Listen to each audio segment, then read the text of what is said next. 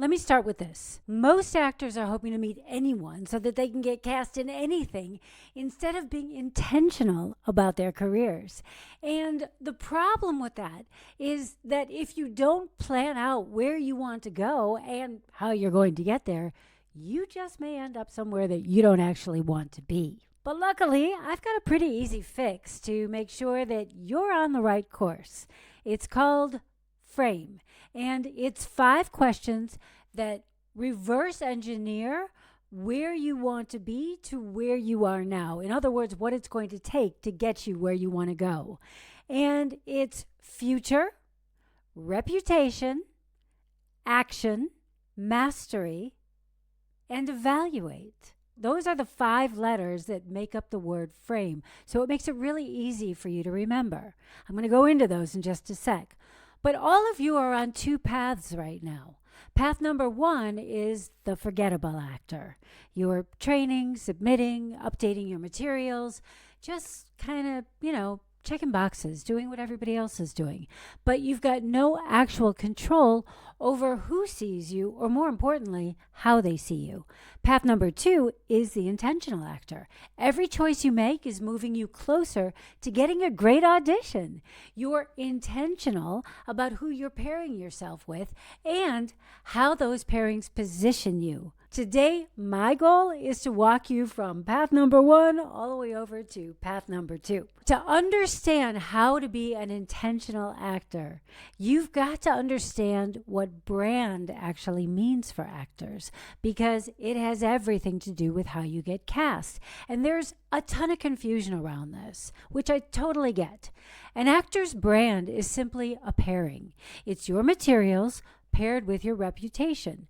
Your materials show what you can do, what roles you're right for, but your reputation, who knows you, who you've worked with, how you've positioned yourself in their minds, that's how everyone in the industry interprets what they think you're capable of. It's how they decide if they want to work with you or not. When you are being intentional, you're creating the right pairings. You're not just collecting any footage or any connections. You're building both at the same time. Okay, say you want to work in action films, for instance. That is your F for future. Well, what do you need to be known for that? That would be your R for reputation. You need to be known as someone who can handle the physical demands of being a stunt worker. You have to be fit. You have to be able to do stunt work. You have to be credible in those kinds of worlds. And what would you actually need to do to be known for that? Well, that's your action. You need examples of this kind of work in your showreel. And if you don't have those examples yet, what do you need to learn in order to get them? That's mastery. Maybe you need to learn how to handle weapons on camera, or how to run like Tom Cruise, or how to take a fall, how to fight. There are 1,000 different things. And once you know all that, every decision gets super simple. Does this project move you closer to action work or further away? Well, that's E for evaluate. That's your filter for everything. Kelly, one of my clients, is a great example of this. She's an American expat like me, but she's living in the Netherlands. She wanted to work as a stand-up comedian, but obviously she was a total outsider. She was in a new country. She had no connections, no stage time, no proof of her work.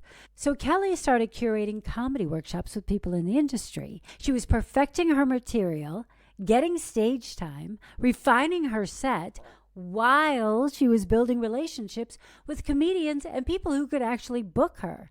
And 5 months later, here's what she wrote.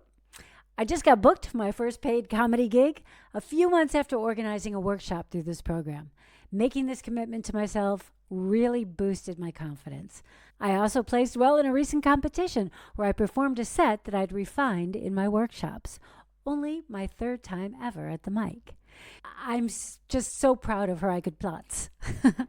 But that is an intentional pairing. She was building her materials and her reputation at the same time. Now, here's a bad pairing. And hey, I've been guilty of this too. You've got footage from, say, a student film or a low-budget film on your reel. The writing's terrible, the sound quality's garbage, but you think, well, maybe they're going to see past that to my talent, to my performance, right? But that is not what casting directors see. What they see is an amateur production. Your materials are creating associations, whether you like it or not, and these associations are working against you. So if your reel's filled with low-budget films with shitty sound, those aren't just materials. They're telling decision makers what level you operate at. And that is not what you want to do. And here's where most actors get stuck. They think, well, then I need to upgrade my showreel, obviously, first. Then I can build relationships with better people. But you can upgrade your showreel while you build access. Look, I don't have to tell you that a lot of actors getting cast are definitely not the most talented, but they are the most connected.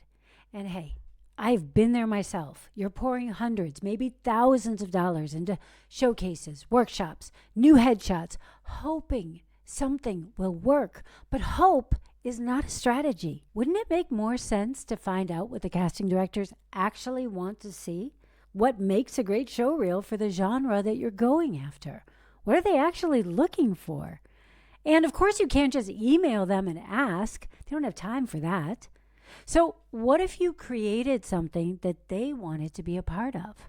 This is what I teach. This is how I rebuilt my career from scratch as a 47-year-old American woman living in Munich, Germany, with zero contacts, no showreel material, and honestly, no clue how the industry even worked after 16 years away from it. This method is what I call the Curator Method. And the principle is really simple.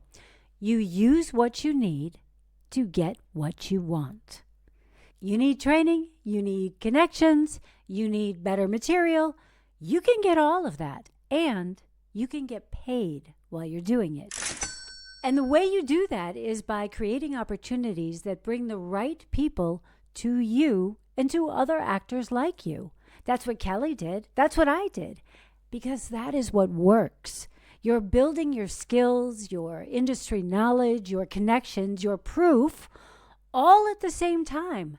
And it's not by chasing people and begging. It's by creating something valuable that people want to be a part of. And here's what's powerful about this.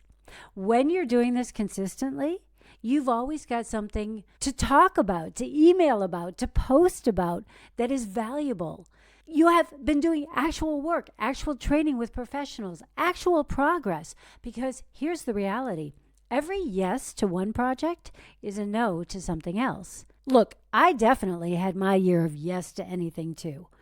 But when you say yes to that student film with terrible sound quality, you are saying no to the time that you could spend creating something that actually moves your career forward. When you say yes to background work just so that you can be on set, you are saying no to training that could actually make you a better actor. Every choice comes at the cost of something. And when your time is limited, and let's face it, our time is all limited, you need to be intentional about the things and the people and the projects that you're pairing yourself with. That's the difference between a forgettable actor and an intentional actor.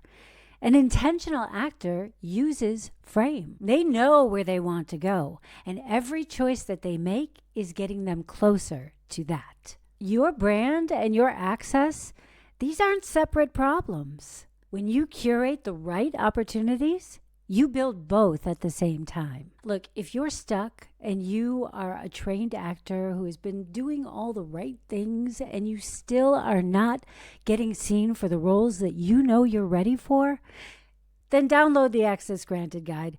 That is going to give you step-by-step clarity on what exactly it is that you're missing and how to get it. And apparently, YouTube thinks that you are going to love this video. So, until next time, see you soon. Bye-bye.